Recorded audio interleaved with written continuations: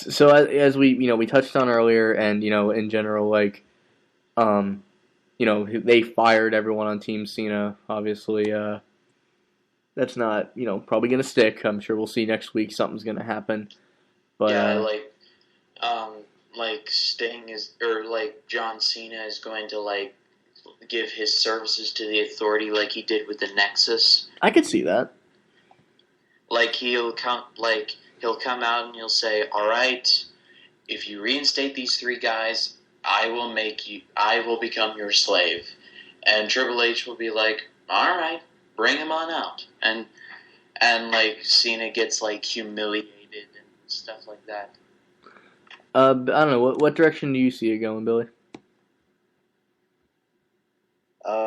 Yeah, I mean, I could see that happening, or I'm not really sure how they would go about them. Yeah, it's a weird. Back the three characters, but there was a lot of speculation of Sting coming back. I felt like Raw last night just kind of fell short. Yeah, they should have ended that with the ambulance match compared to the stupid ass celebration thing. No, yeah, I could definitely see you don't want to end it like that at all. I totally agree. Did you hear the corny Patriot music that they played like at the very end, that like do do do do do do do do do do. Oh, to celebrate them getting fired or something? Yeah, celebrate Oh, okay. Well, we so we wrapped up Raw, so I think we finally have time to talk about some other Oh, I mean, you want to have any more Rumble predictions? You think there's going to be we only have two matches really now with the Rumble, only Daniel Bryan and yeah, I mean we have the match itself, and then we have the title match. Title match. I mean another way. Any returns in the Rumble? I heard through the grapevine. Now this could be I could be totally wrong, but I heard that Jeff Hardy's coming back.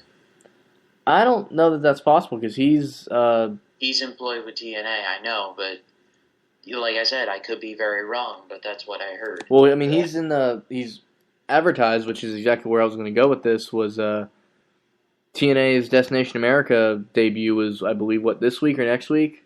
It's next week, I think. Next week, and one of the matches advertised is the Hardys versus the Wolves. I'm pretty sure. Pretty sure it's tomorrow. I think it's tomorrow too. Yeah. We'll see. Yeah, I mean, I keep reading that, and yeah, I've seen some Wednesdays and I've seen some Thursdays on there. Yeah, this Wednesday, they're doing a live thing Wednesday, and then they're going to do taping. Tape the rest of them, right? On, I think Fridays, I'm pretty sure. So TNA really jumps into a new, because they were in a bad way towards their end of their Spike TV career. Yeah, they were, but they've come back. I will give them that.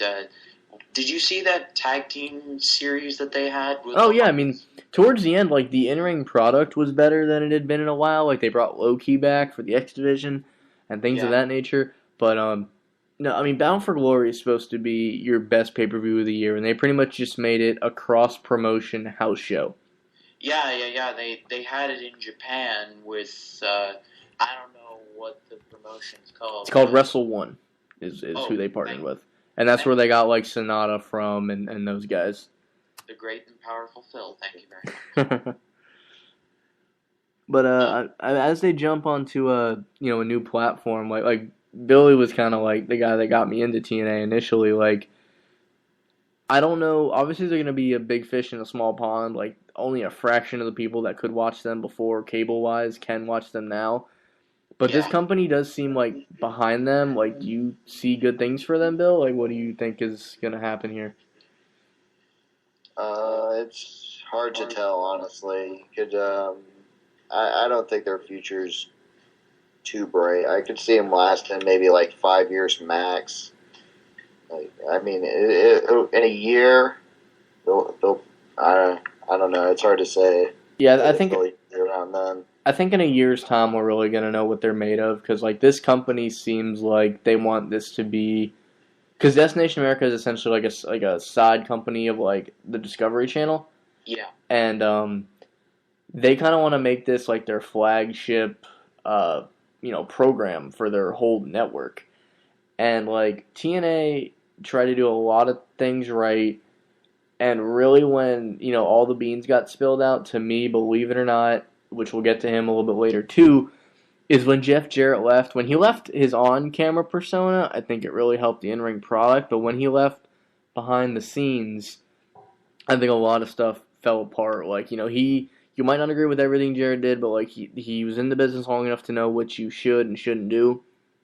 And he's like a third generation promoter, isn't he, or like a second generation? He's been around it his whole life, if nothing else. Believe it or not, I honestly do think that Jeff Jarrett, him leaving had a lot to do with their decline. But yeah, I will agree with you there. I mean, they're essentially being resuscitated here because they're getting a second chance. Like most companies, when they lose a TV deal, for a couple weeks, like they're done. Like they're literally gonna, and the last maybe year or so with TNA, like I didn't even watch it live on cable. I'd like catch they'd put like each individual match on YouTube, which worked out great for me because I would just watch like the parts that interest me and then skip the other things. Yeah, that was definitely a plus. But I mean, I think we can all agree like we don't want TNA to go out of business. I mean, competition is what's best for this sport in general. But I don't want to see it go out of business as hard as it is to say. Right. So, I mean, they have the talents there. I don't think that's the problem at all. I think it's just the direction that they want to go with it. I mean, they have Bobby Lashley and Robert Roode. And Robert Roode, to me personally, I think needs to be the guy moving forward. Like, he needs to be there. He needs to be the man. He really does. And he is right now. And, he had a very successful run as champion a while back. So, I think he's the longest reigning champion, right? Yeah, I think so, because he had it for close to a year, I want to say. But not counting Jarrett for that. Right, but that's the NWA title. But so as we talked about Jeff Jarrett, NWA champion and former TNA like executive and part owner, who's kind of we've been here. It's almost like an urban legend now because you're only starting to see like stuff happen with it. But he's starting yet another new promotion called Global Force Wrestling. And there's a lot of things that I don't get about it because we've been hearing about it for so long. You'd think you would have seen like something happen by now. And I think the Wrestle Kingdom show, which we're going to briefly touch on, was him kind of, from what I've understood, and this is the one thing I like about it, is his show is more or less going to be like an all-star show from wrestlers all over the world. I think he's going to have like a small roster of guys that are employed by him. And the rest are going to be like from Japan, from Canada, from this promotion, from that promotion. And it's just going to be a like best of indies circuit type of a show. Is what I kind of get from it. Because there was an interview with him saying like most wrestling companies don't even acknowledge the other's existence. Whereas we're going to that's going to be our thing. We're going to show you, hey, you can go watch this style over here. And you can go watch these guys. He's pretty much going to pull, I think, whatever chips Jeff Jarrett has left, he's put them all in the middle of the table with this company. I mean, it's definitely a completely different way of doing things. Yeah, definitely. And we saw Jarrett in action at Wrestle Kingdom 9. He's a part of this whole Bullet Club thing that I don't watch a lot of Japanese wrestling. I only just watch like Wrestle Kingdom 9. I hear it's like really big here in the States because it's got guys like AJ Styles and the Phenomenal One and the Young Bucks and guys like that. But over in Japan, they're like the NWO. They're not traditional. They break the rules, and they kind of just rub the Japanese people the wrong way. That's from what I've heard. Right. Well, in terms of GFW, I think I heard Jarrett say something like they're looking at it. How typically wrestling promotions don't acknowledge other wrestling promotions. Right. They said like they're gonna do it the opposite and, acknowledge them and, like Phil was saying, take, the best of the best and put them up against each other, and, which I think should make for some great entertainment and wrestling. Yeah, and to your point about them acknowledging other companies, like WWE, like almost never acknowledges the fact that people that there are other companies out there, and then it was I heard in the early days of TNA, they mentioned WWE, and they did more than mention it. Yeah, they'd call them straight out, but with really the only time I can think in recent memory that they've really WWE anyway mentioned other companies is with Kenta. It was really hard not to mention that this guy is from New Japan. It is really, it would be insulting even more so to the audience to not mention that.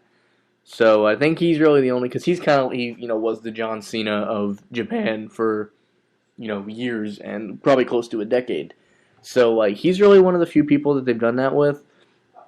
But with the Japanese, it's becoming, with the internet and everything of that sort, it's much easier for people like us in the States to watch this sort of stuff, and you get to hear about these guys. I watched most of this show, and there's a really good 4-way tag team match, and really good. Yes, really good. And there's a tag team in there called the Time Splitters, and I'm watching them come out, and there's a guy that I'd never heard of, and then right behind him is Alex Shelley, and I'm like, oh, cool, guys that from watching American wrestling are sprinkled in this New Japan company. You mentioned, AJ Styles is in there. Jeff Jarrett showed up.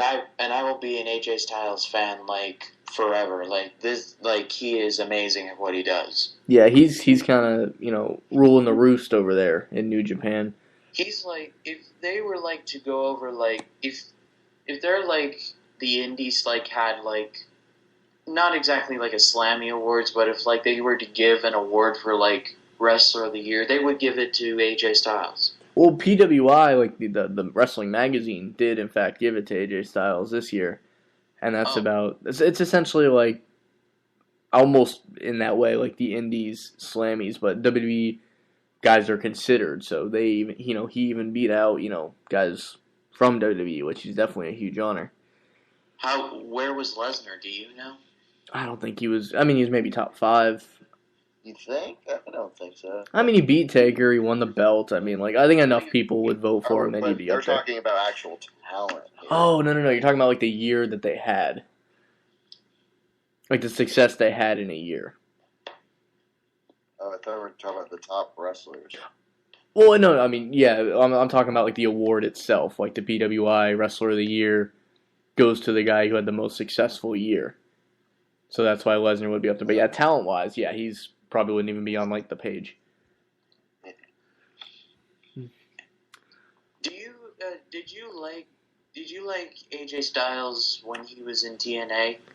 Yeah, I mean, he was, again, that's another big hit, I think, to TNA. When they lost him, they kind of lost the backbone of their company, and I don't think they've really been the same since then.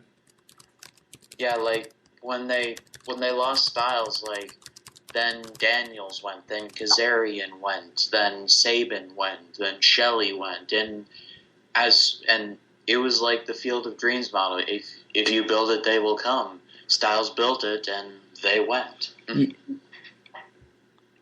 Yeah. I mean, they lost Daniels and Daniels is doing really well in Ring of Honor. I saw some of his matches. He and Kazarian are teamed up now with the Addiction. They face the Young Bucks and sometime at Final Battle it was the Addiction and Cedric Alexander versus the Young Bucks and ACH, and that match was incredible. I think it just goes to show you that guys aren't as worried about, when they're in the States here for TNA or even WWE, there are alternatives. It's a whole nother style. Things like that. It's a whole nother style for them to adapt to, but there are other, other places they can work, other places they can make their money. Obviously,